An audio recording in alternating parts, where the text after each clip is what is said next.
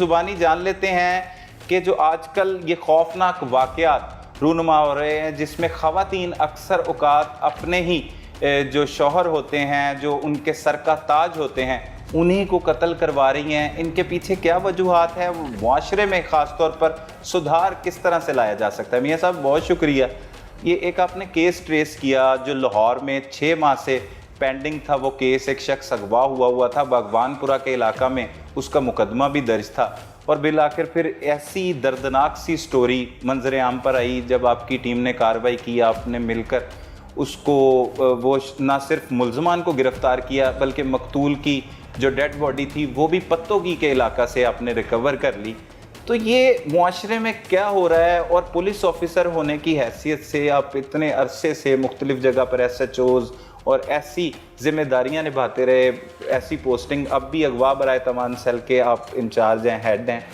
تو کیا دیکھتے ہیں کہ یہ معاشرے میں سدھار کس طرح سے پیدا ہونا چاہیے اور کس کس کو کیا کیا کردار ادا کرنے کی ضرورت ہے جو آج کل ہمارے معاشرے میں ایسے سنگین حالات ہیں؟ بسم اللہ الرحمن الرحیم. جیسا کہ پہلے بھی بات ہوتی ہے اس پہ کہ ہم لوگ اپنے بچوں کی جو تربیت ہے وہ کسی لیول پہ کر نہیں رہے. سب سے پہلی درسگاہ بچے کی ہوتی ہے اس کی ماں، اس کا گھر. معذرت کے ساتھ میرا نہیں خیال کہ آج کل اتنی سمجھدار مائیں ہیں کہ بچوں کی تربیت کر رہی ہیں. بالکل اس طرح سے ٹائم نہیں ہے. اس کی شاید وجہ سوشل میڈیا، ماؤں کی اپنی مصروفیت، ٹیلی ویژن، ڈرامے اور بہت سارے معاملات. اور ویسے بھی جو ماں باپ ہیں ان کی پرائورٹی جو ہے وہ تربیت نہیں ہے، وہ تعلیم ہے. اور تعلیم برائے تربیت نہیں ہے، تعلیم برائے نوکری ہے، پیسے ہے.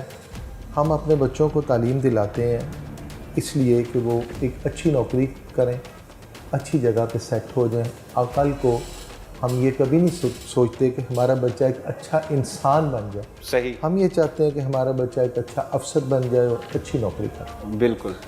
تو گھر کے لیول پہ تربیت نہیں ہے. اس کے بعد اگر آپ سکولز میں دیکھ لیں تو وہاں پہ بھی نہیں ہے. سکول میں بھی تعلیم پہ ضرور توجہ دی جا رہی ہے لیکن تربیت کا عنصر جس طرح دوسرے ملکوں میں جاپان وغیرہ میں ہم سنتے ہیں، ان کے جو سسٹم پڑھتے ہیں وہ ٹی وی میں دیکھتے ہیں ہم کہ وہ کتنے سال تک 7 سال تک پہلے بچوں کی صرف تربیت کرتے ہیں، اس کو پڑھانا شروع نہیں کرتے. بالکل. تو ہماری پرائورٹی تربیت ہے ہی نہیں. پہلا تو مسئلہ یہ. صحیح. اس کے علاوہ بھی بہت سارے فیکٹر ہیں. ایک فیکٹر یہ بھی ہے کہ ہم لوگ مذہب سے دوری جو ہے ہماری، وہ بھی بہت ساری خرافات، بہت سارے مسائل ہمارے لیے پیدا کرتے ہیں. بڑی وجہ ہے یہ. ہم لوگ مذہب سے دور ہیں. جس طرح ہم تربیت ہماری پرائورٹی نہیں ہے، اس طرح ہمارا مذہب بھی سیکنڈری ہے. ہمیں بہت ساری چیزیں ہم دیکھتے ہیں، ان کو بعد میں لاتے ہیں. صحیح. اس لڑکی نے جو یہ کام کیا، نہ تو جس طرح 2 فیکٹر میں نے بتائے اس کے ساتھ تھے، اس کے بعد باشعور، سمجھدار، عقل مند لڑکی نہیں تھی. اچھا. ایک جس طرح اس کی وجہ یہ ہے کہ نہ تو اس کی تربیت ہوئی، نہ اس کو شعور دیا گیا، تعلیم بھی اس کی نہیں ہے، مڈل. ہاں. تو دوسرا پھر یہ بڑا ہے ہمارے ہاں یہ جو انٹرنیٹ ہے، موبائل ہے، ہر وقت آپ کے ہاتھ پہ موبائل ہے اور ہر وقت انٹرنیٹ پہ آپ پوری دنیا دنیا جہان کے کام کرتے ہیں. اس سے لڑکوں سے رابطہ، کسی سے میسنگ، کسی سے کوئی بات، کسی سے کوئی معاملہ. اور وہ ٹک ٹاک بھی مطلب وہ بناتی تھی. ٹک ٹاک لوگ والوں کو پسند بھی کرتی تھی، لائک، شیئر، یہ وہ جو اتنی ساری یہ سارا سسٹم ہے. اچھا، اس سے جب پوچھا تو وہ کہتی میں پرائیویٹ ہی بناتی تھی، صرف اپنے تک ہی محدود تھا میرا یہ وہ اکاؤنٹ، میں اپنے لیے بناتی ضرور تھی. دیکھیں میرا تو یہ خیال ہے کہ ایک لڑکی ہے، اس کا میاں ہے، وہ اپنے سسر کے ساتھ رہ رہی ہے، اپنے اس سسرال کے گھر میں رہتی ہے، اس کے 2 بچے ہیں، اسکول جاتے ہیں، میاں کام پہ جاتا ہے، سسر گھر میں ہوتا ہے. تو اس کے پاس اتنا ٹائم ہی نہیں ہونا چاہیے کہ ٹک ٹاک بنائے یا اس کے علاوہ کوئی کام کرے. صحیح. اگر وہ اپنے گھر پہ پراپر توجہ دینے والی ہوگی تو اس کو موبائل استعمال کرنے کا ٹائم ہی نہیں ملے. ٹھیک ہے نا.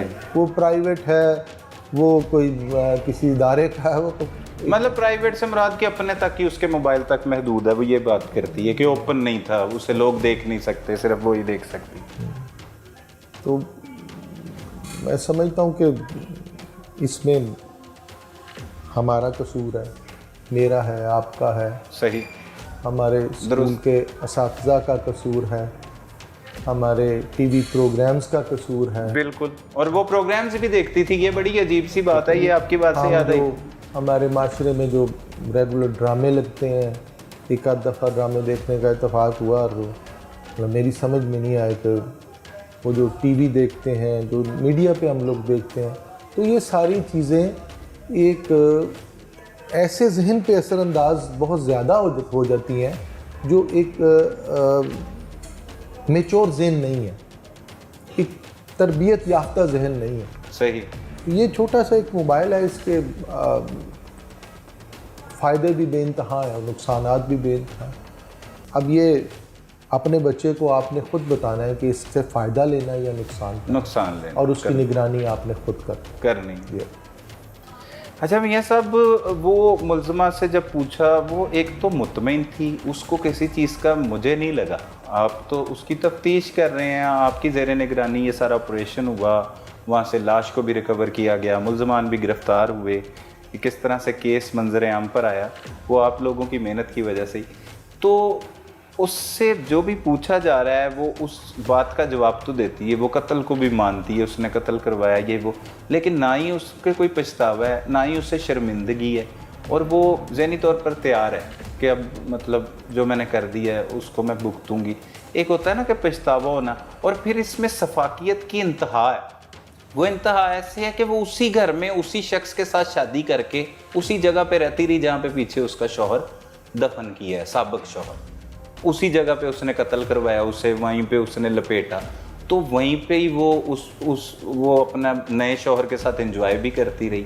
تو خوف وہ ایک ہوتا تھا کہ ڈر جانا، کہ لوگوں کو نیند نہیں آتی تھی. کئی بار آپ نے بڑے بڑے کیسوں میں تفتیش کی ہوگی قتل کرنے کے بعد، لیکن اب معاشرہ کس طرف جا رہا ہے؟ شفافیت اتنی بڑھتی چلی جا رہی ہے کہ پیچھے لاش رکھی ہوئی ہے اور آگے آپ اپنے نئے شوہر کے ساتھ زندگی گزار رہے ہیں. اصل میں نے اس کا 2-3 دفعہ انٹرویو کیا. وہ اس کو پتہ تھا یا اس کے دل میں ایک خوف تھا کہ میں ایک دن پکڑی جاؤں. صحیح. یہ خوف اس کے دل میں تھا. صحیح. اور یہ ڈر اس کو لگتا رہتا تھا کہ شاید وہ دن آ گیا، یا اس کو یہ خوف تھا کہ میں شاید ایک دن پکڑی جاؤں گی. بس اسی وجہ سے پکڑے جانے کے بعد اس کے لیے کوئی بہت زیادہ چیزیں حیرت زدہ نہیں تھیں کہ ایک آدمی یہ سوچتا کہ میں کبھی پکڑا ہی نہیں جاؤں گا، اور پولیس پہنچ جاتی ہے اور اس کو پکڑ لیتی ہے تو اس کے لیے حیران کن بات ہے.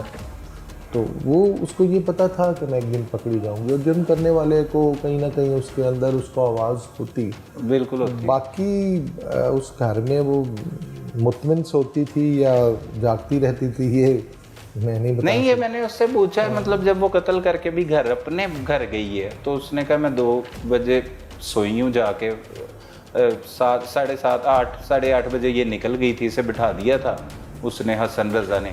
یہ اپنے گھر پہنچ گئی، وہاں سے بچے لیے پھر سسرال چلی گئی. جب پہلا دن تھا تو 2 بجے تک اس سے بات کی کہ لاش ٹھکانے لگا دی. 2 بجے کہتی میں سوئی ہوں، 9 بجے اٹھی ہوں. یہ اس نے آپ خود بتایا. پھر میں نے اس سے پوچھا کہ آپ کو نیند کیسے آ گئی؟ قتل کروا کے مندہ مروا کے آ کے صبح اٹھ رہی ہو تو نیند کیسے آ گئی؟ تو یہ شفافیت نہیں ہے تو کیا مطلب؟ تو انتہا ہے. اور اتنی سی عمر میں میاں صاحب. جی شفافیت اس کو آپ ضرور کہہ سکتے ہیں، کیونکہ اگر وہ شفاف نہ ہوتی اور جذبات اور خیال اس سے عاری نہ ہوتی تو وہ اتنا بڑا کام ہی نہ کرتی. ٹھیک ہے نا؟ اس نے جتنا بڑا کام کیا، جہاں سے اس نے اپنے شوہر کو لاہور سے لیا، لے کے پتوں کی 2 گھنٹے کی وہ مسافت پہ گئی ہے، آگے ایک بندہ تیار ہے، وہ اس کو وہاں بٹھاتا ہے، اس کو فائن مارتا ہے، وہ سارا کچھ کرواتی ہے. تو ظاہر ہے وہ ایک عام عورت تو نہیں، بالکل عام نارمل عورت نہیں.